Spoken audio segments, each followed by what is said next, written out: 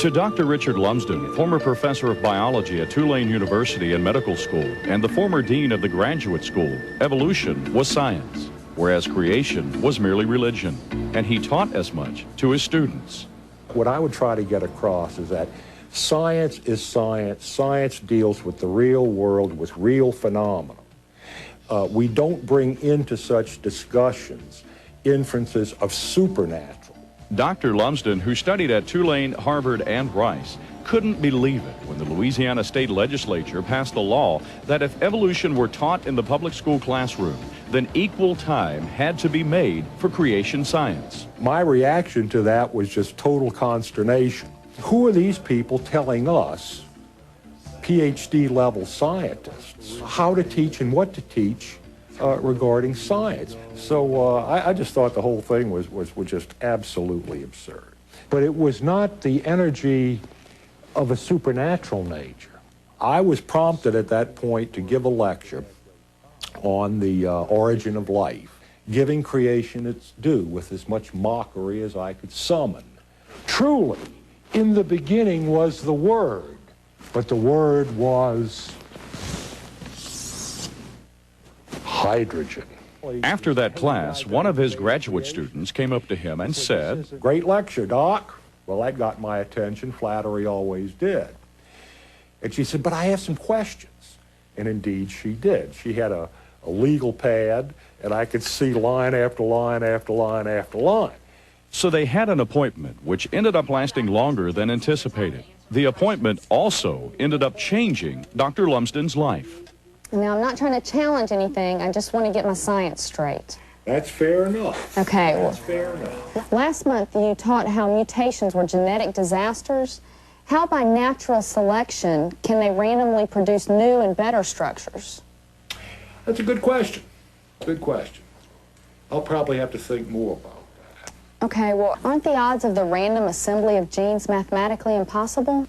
You've had your share of mathematics. Let's see if we can't figure that out. Not only were we talking about a mathematical impossibility, we were talking about a physical and chemical impossibility, which gave me pause.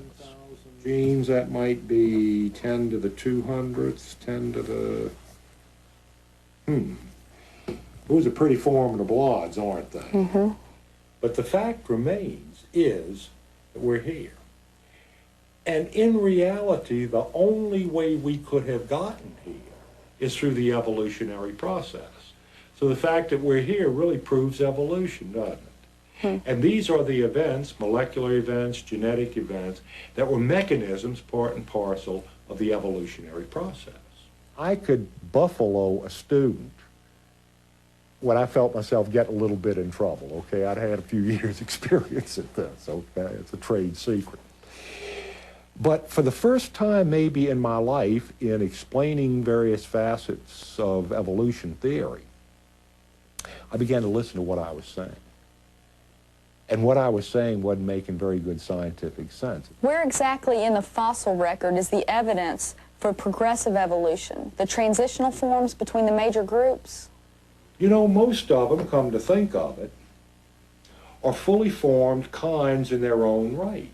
This conversation with the young lady went on for approximately 3 hours, during which time, again, we entertained these questions, and the whole time I'm answering, I'm listening to my own responses and trying not to betray this to the student. Was rapidly concluding that this is not making good scientific sense. What I'm telling this young lady and what I told the students this morning is not good science. And so far, I guess we just haven't been lucky enough to pick up the critical evidence. It dawned on me right then and there that evolution was bankrupt as a scientific theory. Well, if that were so, if life did not originate by a naturalistic, materialistic, spontaneous process, what was the alternative explanation? Oh my God. And I said it then, not in blasphemy, but in awe. What happened that afternoon was, first of all, a mortal embarrassment to me as a professor. Professing to be wise, the professor was made a fool. And then secondly, with the realization that, hey, God exists and God created, was that experience of fear. Now that's enough to turn a corner in anyone's life. After much study and soul-searching, Dr. Lumsden became a creationist first and then a Christian. One event led to the other, and the culmination was finding myself before saving altar, on my knees, at stiff-necked, broken, in obedience, asking Jesus to come into my life, to be my Lord and personal Savior. Today, Dr. Richard Lumsden, former evolutionary professor, is a committed creationist because of the scientific evidence. He has since openly debated evolutionists. He feels that in light of the great advances of science in the 20th century, evolution is no longer tenable. The evidence of science, the best in paleontology, the best in biochemistry, the best in genetics, and so on, is all compelling for creation. Creation theory does not rest on some purely metaphysical principles.